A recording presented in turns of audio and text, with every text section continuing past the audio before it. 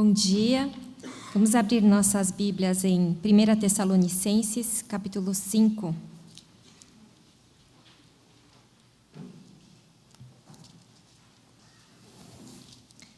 Primeira Tessalonicenses, capítulo 5, versículos 16 a 18. Diz assim: Alegrem-se sempre, orem continuamente, deem graças em todas as circunstâncias, pois esta é a vontade de Deus para vocês em Cristo Jesus. A reflexão que eu gostaria de trazer neste último culto do ano de 2014 é a respeito da gratidão. E gostaria de encorajar a igreja, nesse momento de balanço do ano de 2014, planejamento e expectativas para 2015, a considerar o significado e a importância da gratidão para nós, que somos cristãos, filhos de Deus, discípulos de Cristo. Pode colocar na tela para a gente, por favor, a passagem que nós lemos. O que me chama muito a atenção nessa recomendação que Paulo faz aos Tessalonicenses e a palavra faz a nós, hoje, não é tanto o alegrem-se, o orem ou deem graças, porque eu acredito que o grande desafio na nossa vida, na nossa caminhada de fé, não é tanto alegrar-se, orar ou dar graças, mas são os advérbios que ele usa ali que acompanham essas recomendações. Então, quando ele nos diz alegrem-se, ele diz alegrem-se sempre. Quando ele nos diz orem continuamente. E quando ele nos diz para dar graças, ele nos diz para agradecer em todas as circunstâncias. Pode mostrar a ênfase aí para a gente? Obrigada. É, na verdade, então, um convite não somente à devoção a Deus, alegrar-se, orar e agradecer, mas principalmente um convite à fidelidade. Alegrar-se, orar e agradecer sempre, em qualquer circunstância. A carta aos Tessalonicenses, o apóstolo Paulo escreveu com o propósito de encorajá-los a permanecerem na fé. Havia ali muitos recém-convertidos, a perseguição contra os cristãos estava a todo vapor ali. Então, Paulo temia que aqueles cristãos recém-convertidos abandonassem a sua fé. Então, ele escreve essa carta.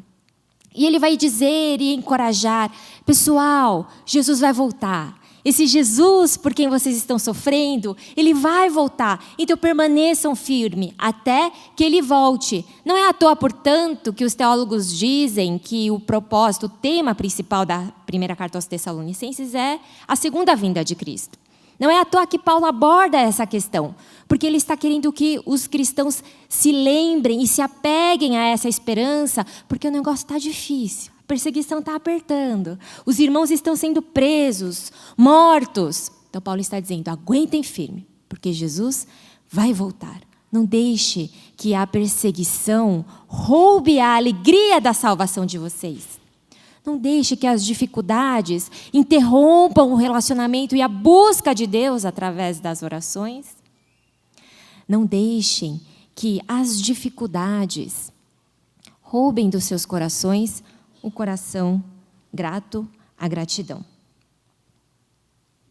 Organizando o ano de 2014, eu pessoalmente na minha vida, eu poderia enumerar centenas de motivos pessoais e também não pessoais, que dizem respeito à sociedade onde estou, o país onde moro, a minha família, amigos.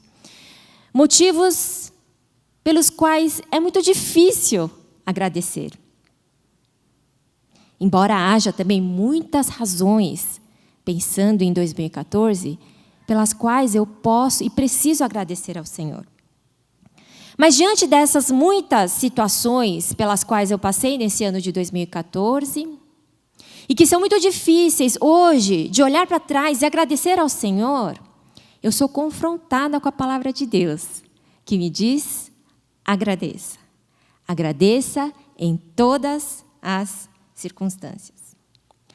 Como então podemos ser obedientes a essa palavra com sinceridade? Eu imagino que os irmãos também aqui tenham passado por muitas situações difíceis ao longo desse ano de 2014 e que, pensando nessas situações, seja, assim como é para mim, difícil agradecer. Como obedecer então a essa palavra? Agradeçam em todas as circunstâncias. Como obedecer com sinceridade? Então eu penso, será que me faltou fé? Será que nesse ano de 2014 me faltou fé suficiente para impedir que essas situações difíceis e complicadas tivessem me sobrevindo? Não, não é esse o problema. A caminhada com Cristo, afinal de contas, não é imune a tristezas, a perdas, tragédias. Quem disse que o cristão não pode sofrer calamidade, não pode passar por situações difíceis? Embora a mensagem que esteja sendo muito bem vendida ali fora seja a de um pseudo-cristianismo que manipula o seu Deus, que exige que ele transforme e torne todas as circunstâncias favoráveis a si mesmo, isso não é o verdadeiro evangelho. Sim, nós, como cristãos, embora como cristãos, estamos neste mundo. E Jesus mesmo nos avisou que neste mundo nós teríamos aflições. Nós estamos a todo momento sofrendo, passando por dificuldades, sendo atribulados, também perseguidos por causa da nossa fé, arcando com as consequências do nosso próprio pecado e do pecado da humanidade. Muito bem?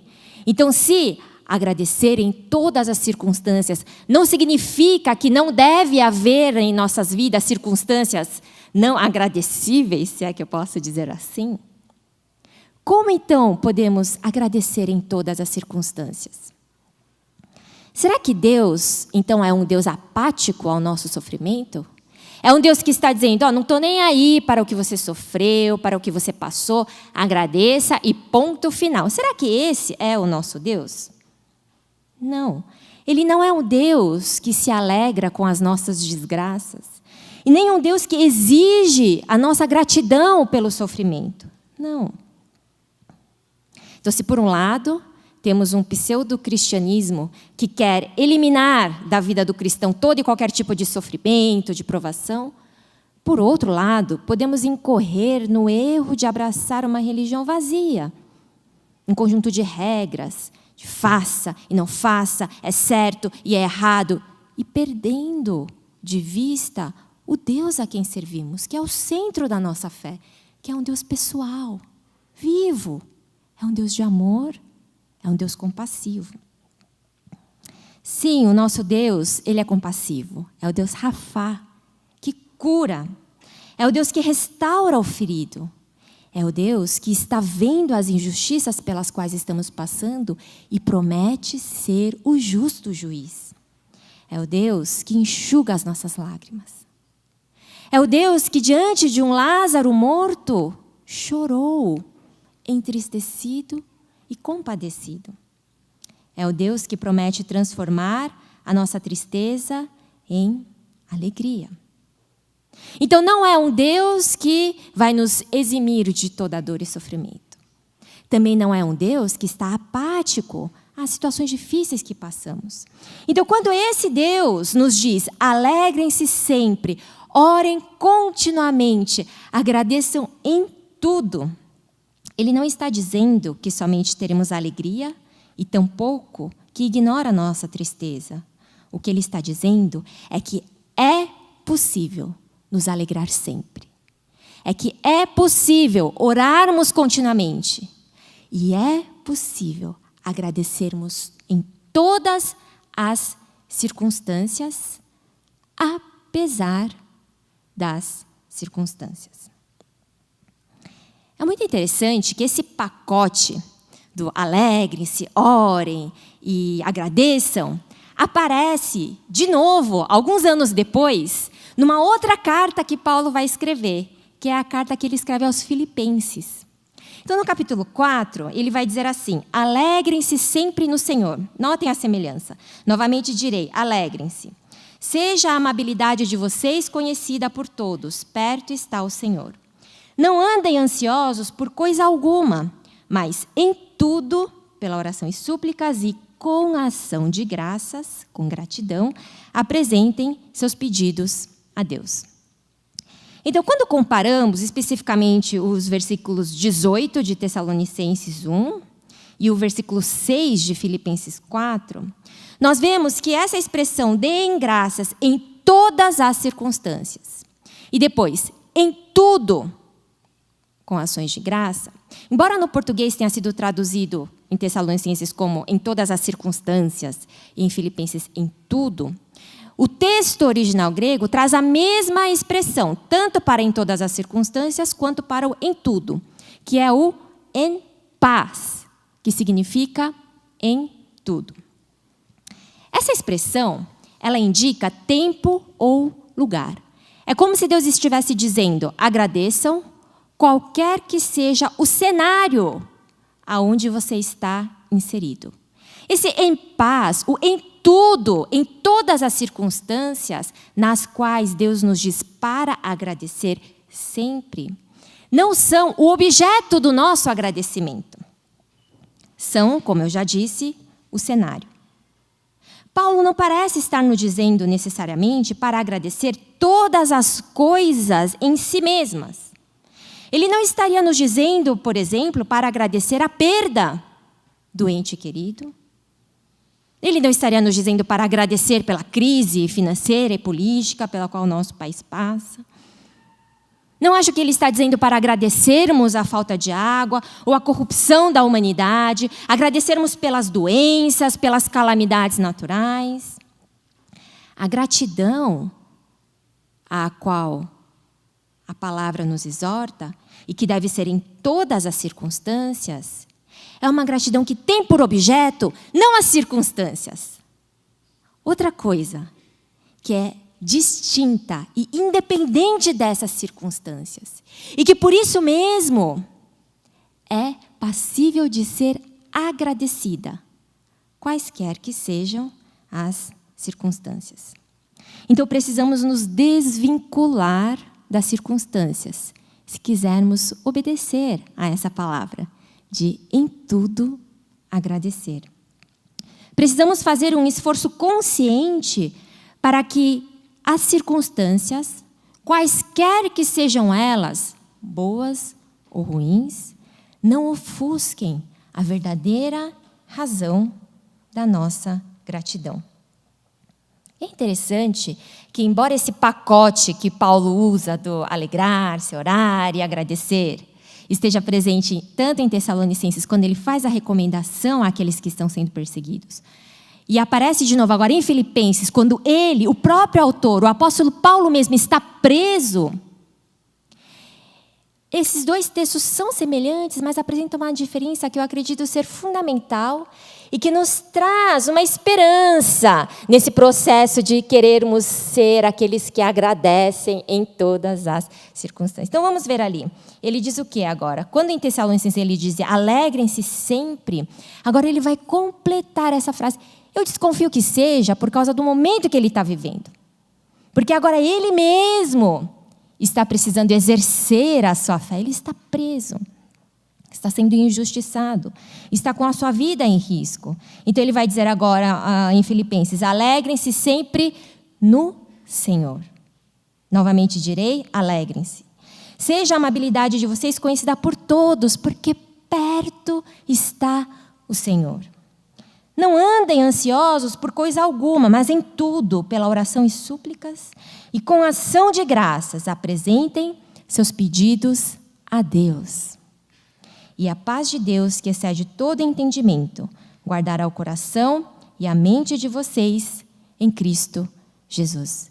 Então, se antes ele nos deixou aquela dúvida, como alegrar-se sempre? Como orar continuamente? Como agradecer em tudo? Agora parece que ele está nos indicando o caminho. Alegre-se sempre no Senhor. Orem continuamente. Agradeçam sempre, porque Deus está perto. A Ele ofereçam as suas orações e a sua gratidão. A razão que nos permite ser gratos em todas as circunstâncias é uma razão distinta e independente das circunstâncias. Tem aquele livro, O Poder do Hábito, que é muito interessante, eu inclusive recomendo a leitura dele às irmãs. E é muito interessante que a análise que o autor faz, num dos capítulos, a respeito do sucesso da metodologia dos alcoólicos anônimos. A tese do livro é que o hábito ele tem poder para transformar pessoas. E ele vai argumentar em cima dessa tese através de vários experimentos em laboratório, inclusive, que ele faz, até fazendo controle do cérebro de seres humanos, inclusive. E ele monta, então, uma equação que eu acho que é bem razoável entre deixas e recompensas. E que, se você segue esse padrão de deixas, de necessidades, de anseios e recompensas, você consegue, então, criar um hábito. E se você tem um hábito ruim, essa equação aplicada a outros hábitos podem te livrar, então, desses hábitos ou vícios que são ruins. Mas o que eu achei muito interessante é que, num determinado momento da sua pesquisa, o autor vai descobrir que nem mesmo os hábitos mais arraigados num ser humano, nem mesmo o hábito mais poderoso, o título do livro é O Poder do Hábito, vai resistir a circunstâncias de grande estresse, de grande crise. Então, até mesmo o hábito mais arraigado na pessoa vai sucumbir quando essa pessoa estiver frente a frente com uma situação bem difícil, de estresse e de crise. O que acontece, então, na elaboração dessa tese dele, é que essa equação de deixas e recompensas para a criação de um novo hábito começa a exigir uma constante que seja invariável e que lhe blinde essa equação, das situações e circunstâncias críticas. Então, eu vou ler um trecho aqui de qual foi a descoberta que ele fez na busca dessa constante invariável. Se você identificar as deixas e recompensas, pode alterar a rotina, pelo menos na maior parte das vezes. Para alguns hábitos, no entanto, há outro ingrediente necessário. 2 pontos, a fé. Um grupo de pesquisadores do grupo de pesquisa do álcool na Califórnia, por exemplo, notou um padrão nas entrevistas. Inúmeras vezes, os alcoólatras diziam a mesma coisa. Identificar deixas e escolher novas rotinas é importante. Mas sem outro ingrediente, os novos hábitos nunca se fixam de verdade. O segredo, diziam os alcoólatras, era Deus. É muito interessante isso. Como nós, seres humanos, sempre vamos voltar na busca e no anseio por aquele que é transcendente, que é independente, que é distinto de nós, aquele que está acima das circunstâncias. Esse é o nosso Deus. Assim como eu, os irmãos devem ter muitos motivos de agradecimento pelo ano de 2014. Muitos aqui se casaram nesse ano de 2014.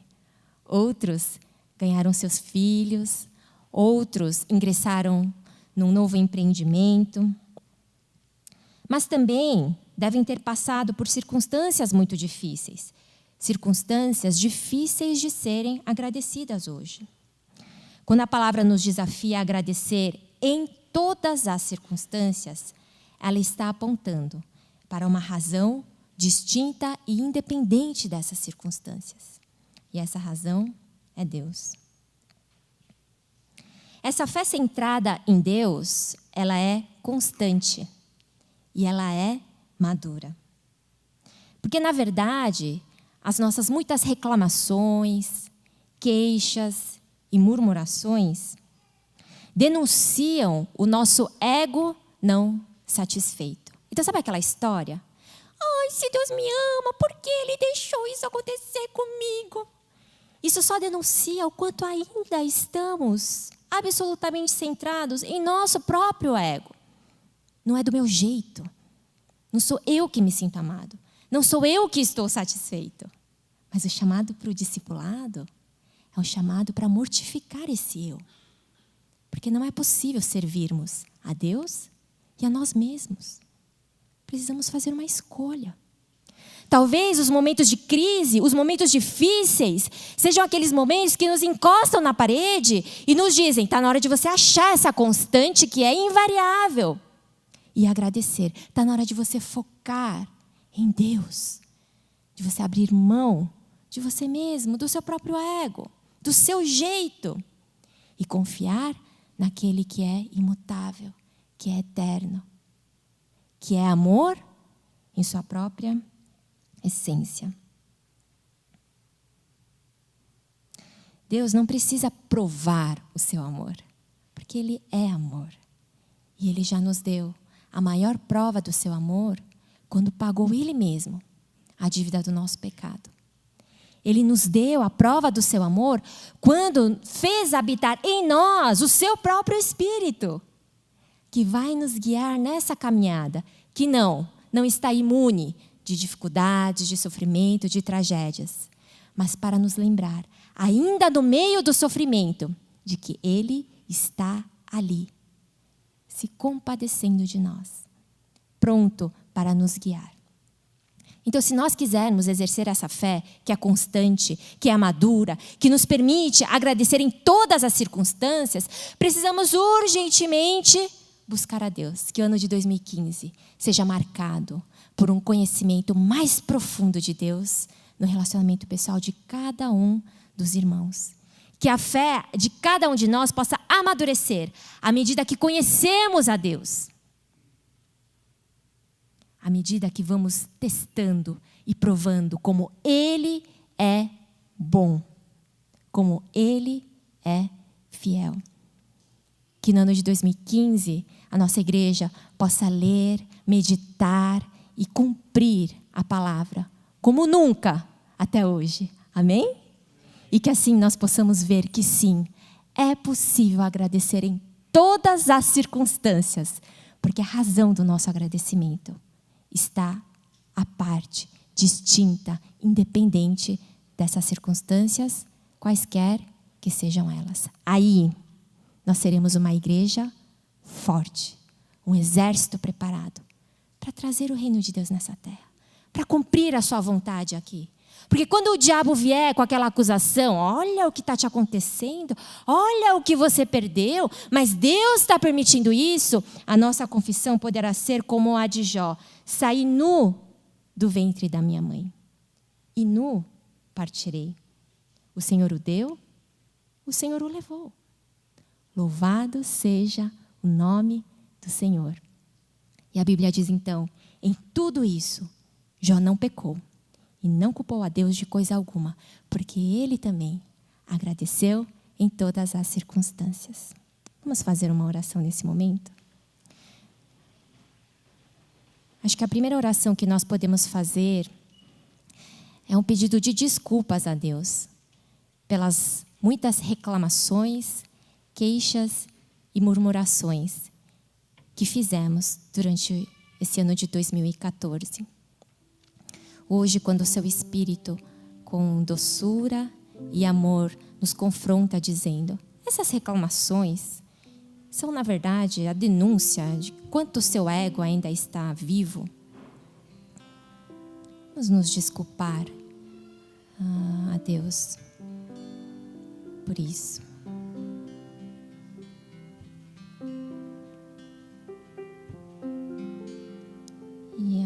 A segunda oração que gostaria de fazer é pedir a Deus que aumente a nossa fé, que nos dê maturidade, que nos ajude a ser fiéis, que nos ajude a enxergá-lo, a encontrá-lo, qualquer que seja a circunstância. Ele, que é a razão da nossa gratidão, é o Criador. Ele criou todas as coisas e criou cada um de nós. Ele, que é a razão da nossa gratidão, é aquele que tem intervido na história da humanidade para dizer que é nosso Deus e que somos seu povo. Ele, que é a razão da nossa gratidão, está tão perto e pronto para nos socorrer. É o Deus que, ainda que permita a fornalha e a cova de leões, estará sempre presente ali conosco. É um Deus que, quando nos castiga, o faz para nos disciplinar, porque Ele nos ama como o Pai ama seu Filho. Ele, que é a razão da nossa gratidão, abandonou toda a sua glória para nos ensinar que o amor é sacrificial. Nos amou primeiro quando ainda éramos pecadores. Pagou a dívida da morte com a vida de seu próprio Filho. E nos fez filhos e santos inculpáveis. Ele, Deus, a razão da nossa gratidão, escolheu habitar em nós e nos guiar no caminho da cruz e da fidelidade até a sua volta. Por causa dele, é possível sim agradecer em todas as circunstâncias. Tem misericórdia de nós, Senhor, para abrir os nossos olhos e nos ensinar a olhar para Ti. Que nós possamos Te buscar intensamente, como a corça anseia pelas águas. E ao Te conhecer de maneira mais profunda, mais real, mais concreta, que possamos nos tornar cristãos maduros e fiéis, que possamos Te glorificar como cristãos, como uma igreja que Te agradece em todas as circunstâncias por causa de quem o Senhor é. É o que Te pedimos em nome de Jesus.